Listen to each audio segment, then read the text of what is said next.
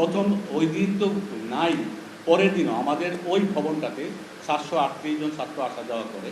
আমাদের প্রথম কাজ ছিল এই 738 জন অভিভাবকের সাথে যোগাযোগ করা, এবং সেই কাজটা আমরা ওই সন্ধ্যায় ওই রাতে, এর মধ্যে আমাদের মানে যারা যোগাযোগ করবে, আমরা ফর্ম টিচার বলি, ক্লাস টিচার মারা গেছে, আহত হয়েছে, পড়ে আছে, আমরা কাগজ খুঁজে পাচ্ছি না, ওই ভবনের কোনো কাগজই আমাদের কাছে ছিল না, কম্পিউটার ওই ভবন। তারপরে আমাদের যে মেইন অফিস, সেখান থেকে আমাদের অভিযোগ উদ্ধার করে করে অন্য শিক্ষক দিয়ে যোগাযোগ করে করে আমরা এই কাজটাতেই ব্যস্ত ছিলাম।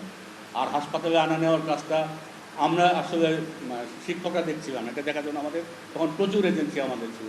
আমাদের সেনাবাহিনী তো ডাইহার্ড একদম আগাগোড়া ছিল, ফায়ার ব্রিগেড তাদের উদ্ধারের কাজটা করছে। আমার আপনারা জানেন উদ্ধারের কাজটা দিনের বেলাতেই শেষ হয়ে গেছে, ঠিক আছে। সে কারণে সিসিটিভি ফুটেজের ব্যাপারটা ওই মুহূর্তে আমাদের কাছে কোনো প্রায়োরিটিতে ছিল না, কারণ ওটাতে আমরা কী করব, সিসিটিভি দিয়ে গিয়ে ওখানে আমি কোন কাজটা আমার ওই মুহূর্তে কাজে আসবে তেমন কোনো কাজ আমাদের ছিল না। ঠিক আছে, আর কোনো প্রশ্ন?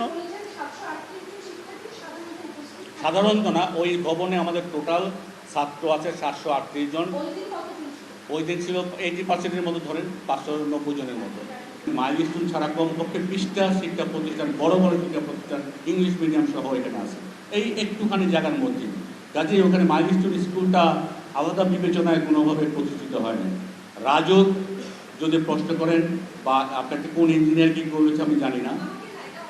আচ্ছা, সমস্ত ওইটার ভিতরে যত রকমের শুধুমাত্র টিন শেড ছাড়া, টিন শেড করতে তো আর রাজুকের অনুমোদন লাগে না, আর সমস্ত কিছুই রাজুকের যথাযথ নিয়ম মেনে করা হয়। বেবি চকের হাইট বিবেচনা নিয়ে করা হয়েছে।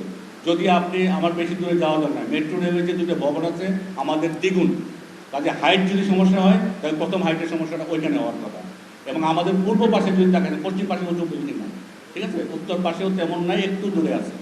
এই পুরো এলাকাটাতেই আমাদের চাইতে আরও উঁচু ভবন আছে। না না, আমি বলতেছি যে কেন, কারণ এই প্রশ্নটা তো আসে না, যেহেতু এখানে এইভাবেই এই জায়গাটা গড়ে উঠেছে। এই পুরো এলাকাটাই হাই রাইজ বিল্ডিং দিয়ে ঢাকা, একদম আরও প্রায়।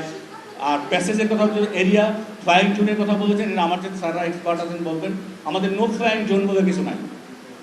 নো ফ্লাইং জোন বলে, নো ফ্লাইং জোন এটা অন্য টার্ম, ওটা এটার সাথে এটা যায় না। এটাই যে আমাদের স্যার বিমান বাহিনীর স্যাররা বুঝায় বলতে